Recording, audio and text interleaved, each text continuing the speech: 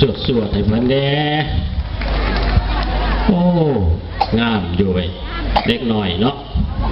นี่แหละควรสามารถผู้ใดฝึกสอนจังใดก็ได้จังสันนะครับ